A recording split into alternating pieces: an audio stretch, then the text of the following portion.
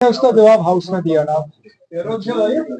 BJP को शायद इस बात की गलतफहमी है कि हम हुकूमत उनकी तरह करते हैं। हम मजहब या इलाका देख के फैसले नहीं करते। ये बीजेपी वाले हैं जिन्होंने मरकजी हुकूमत में इस मुल्क के लगभग 15% आबादी को हुकूमत से बाहर रखा है। आज बीजेपी का ना लोकसभा में ना राज्यसभा में एक भी मुसलमान मेंबर पार्लियामेंट है। मरकजी हुकूमत में एक भी मुसलमान जो है वजीर बनने के उनको काबिल नजर नहीं आया। तो वो पहले अपने गिरेबान में झांक के देखें, फिर हमारे ऊपर जो है उंगली उठाने का काम करें।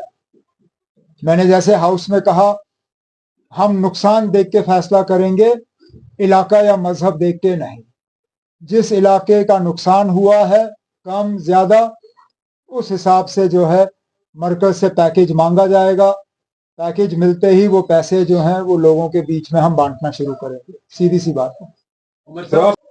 पहले ही बिहार में एसआईआर को लेके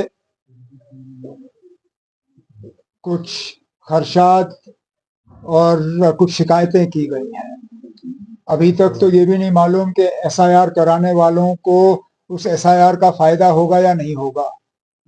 बिहार का इलेक्शन मुकम्मल होने दीजिए, पहले हम देखें कि वाकई क्या उस एसआईआर का कोई फायदा हुआ या नहीं हुआ। उसके बाद फिर बाकी मुल्क में उसको लागू करने की बात करें। अभी तक तो बिहार का जो है वो रिजल्ट नहीं आया। तो इलेक्शन कमीशन को इसमें जल्दी नहीं करनी चाहिए, क्योंकि फिर ऐसा लगेगा कि इलेक्शन कमीशन जो है अपनी इंडिपेंडेंस खो के किसी पॉलिटिकल पार्टी के प्रेशर में ये काम कर रहे हैं। और हमने ये पहले भी देखा है। जम्मू कश्मीर में डिलिमिटेशन यहाँ के लोगों को फायदा पहुंचाने के लिए नहीं किया गया, एक सियासी जमात को फायदा पहुंचाने के लिए गया। जिस तरह सीटों का बंटवारा हुआ, जिस तरह नई सीटें बनी, उसका सीधा सीधा एक ही पॉलिटिकल पार्टी और उसके खैर का जो है उन लोगों को फायदा पहुंचाने की कोशिश की गई।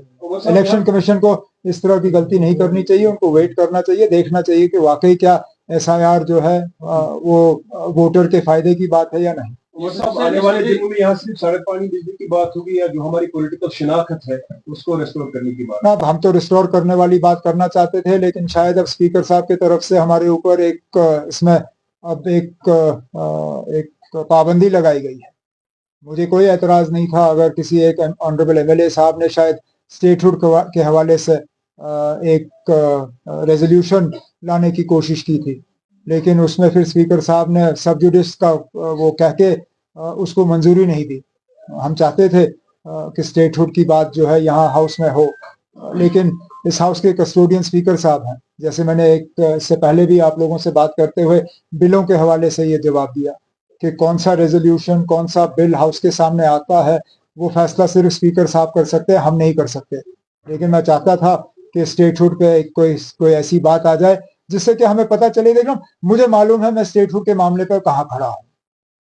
मुझे पता है कि स्टेटहुड का अगर कोई रेजोल्यूशन हाउस के सामने आ जाता है तो मैं और मेरे साथी किस तरह वोट करेंगे। लेकिन यहाँ एक 28 मेंबरों की जमात है जिसका हमें कोई पता नहीं है कि वो स्टेटहुड के बारे में क्या सोचते हैं। उन्होंने स्टेटहुड को लेके जम्मू कश्मीर के लोगों से वोट जरूर मांगे, लेकिन मरकज ने अभी तक वो स्टेटहुड हमें दिया नहीं। मैं चाहता था कि एक रेजोल्यूशन, ऐसा कोई मौका हमें हाउस में मिले जिससे कि वो 28 मेंबर जो हैं अपनी बात वोट के जरिए क्लियर करें कि स्टेटहुड के मामले में वो 28 लोग कहाँ पे खड़े हैं।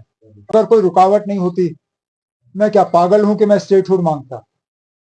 अगर यूटी में ही काम करना इतना आसान है जितना स्टेट, तो एक तो सारे स्टेट्स कहते हैं कि हमें यूटी बनाओ, और दूसरा हम स्टेटहुड की बात ही नहीं करते।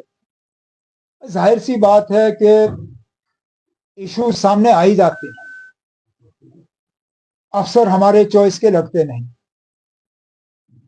महकमा मेरा है, जिम्मेदारी मेरी है, जवाब मुझे देना है हाउस में, लेकिन अफसर मेरे चॉइस का लगता नहीं। अब आज आपने देखा मिनिस्टरों की बात, कौन सा अफसर कहां से कोई डॉक्यूमेंट तैयार करके हाउस के सामने पेश कर देता है, जवाबदेह मिनिस्टर बनता है वो नहीं जिसने उस अफसर को उस जगह तैनात किया। ये एक मिसाल है, और भी इस तरह के मिसाल है ना। कई सारे ऐसे इदारे हैं जो इलेक्टेड गवर्नमेंट के कंट्रोल में होने चाहिए थे, जो अभी भी नहीं है। मैं कितनों की मिसाल आपको दे दूं। 2 यूनिवर्सिटियां हैं, कल्चरल एकेडमी है, स्किम्स है, पावर डेवलपमेंट कॉरपोरेशन है, कई सारी चीजें हैं जो इलेक्शन के बाद इलेक्टेड गवर्नमेंट को ट्रांसफर हो जानी चाहिए थी, जो नहीं की गई हैं। रुकावटें हैं। अब हम इसलिए तो लड़ रहे हैं, झगड़ रहे हैं ना कि स्टेटहुड हमें वापस दे दो, ताकि ये सारे इख्तियारात हमारे पास हैं।